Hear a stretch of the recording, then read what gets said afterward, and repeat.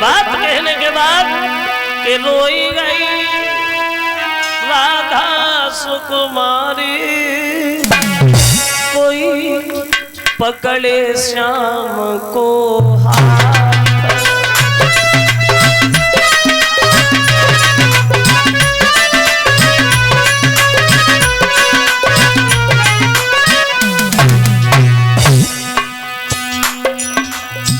जाते जाते हमें एक सवाल का उत्तर देते जाइए कन्हैया। क्या? वो बोली, क्या तुम्हें मेरी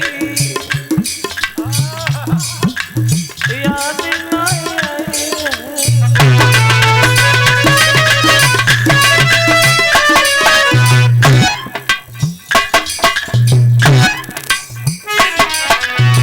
बोली, क्या तुम्हें मेरी याद नहीं आई है? तुम बिन राधा नहीं जी पाई है।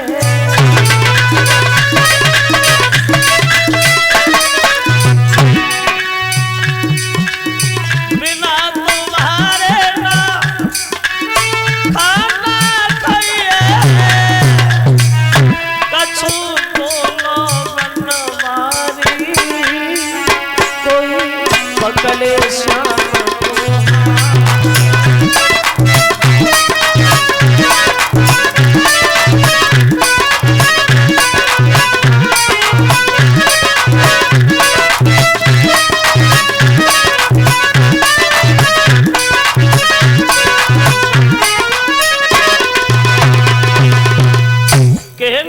राधा, अब नहीं आओगे श्याम। बाहाँ ज्ञान ध्यान धारी, और बोली है वो माँ तो चले मथुरा को भगवान, और देख के यशोदा भाई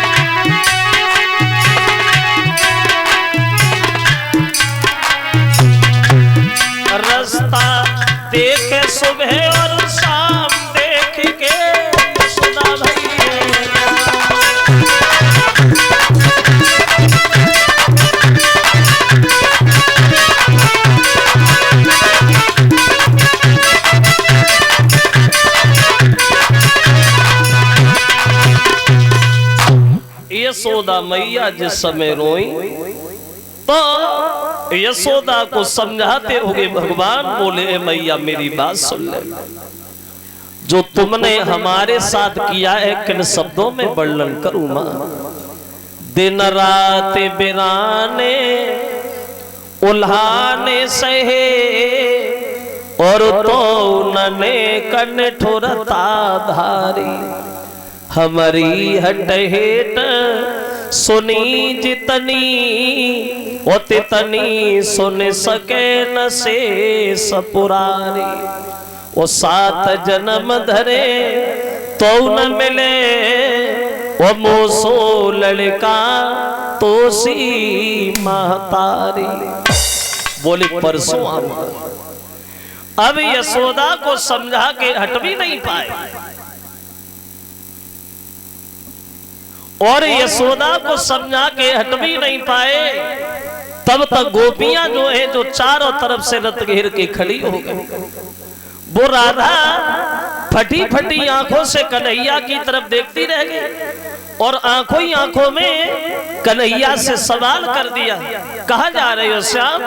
तो कन्हैया बोले, रे राधा बोले, और राधा मथुरा नगरी जात री पर सोई लौट के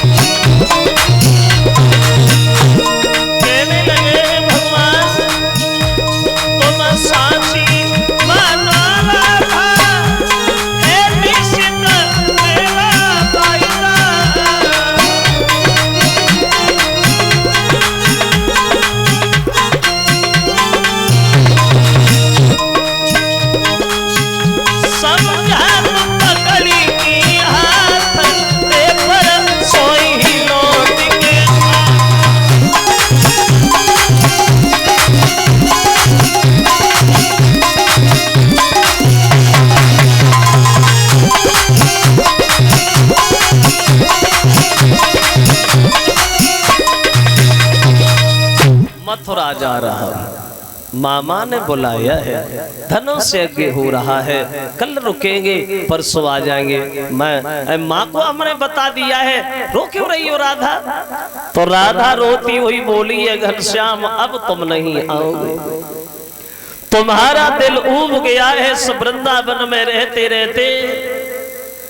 अगर ये बात हमें पहले पता होती, तुम पत्थर भी और तुम मोम भी हो, तो हम तुमसे कभी दिल ही नहीं लगाते। क्या जाने से पहले तुम एक बार मुझसे ये नहीं कह सकते थे कि मथुरा जा रहा हूं? क्या जाने से पहले तुम एक बार मुझसे मिल नहीं सकते थे? कन्हैया ये आरुष उनकी तरफ से भगवान हमेशा दीर्घ आयु देता रहे।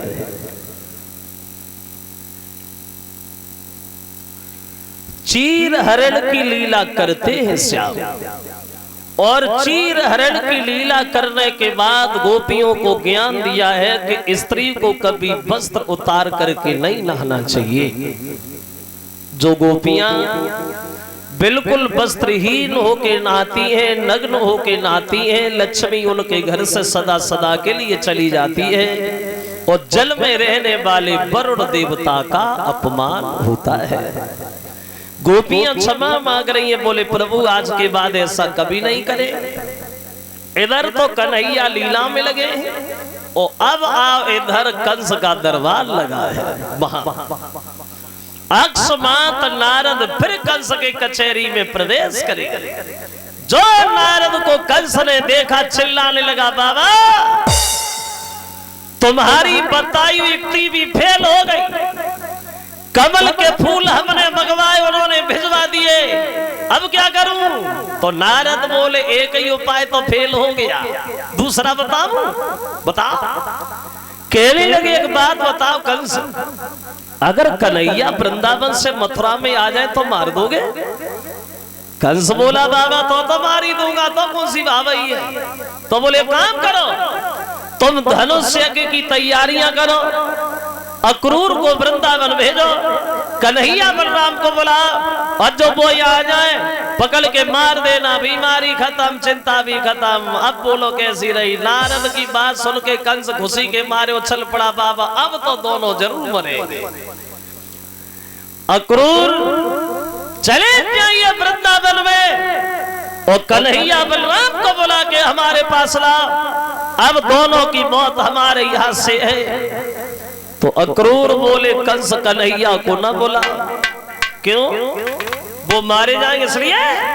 कहने लगे अक्रूर कंस वो बात नहीं है, बात ये है जब तक कन्हैया वृंदावन से मथुरा में नहीं आ रहे हैं तब तक तुम सही सलामत हो, और जिस दिन कन्हैया वृंदावन से मथुरा में आ गए उसी दिन तुम्हारे जीवन का आखिरी दिन होगा, इसलिए जब तक बचे हो तब तक ही बचे रहो।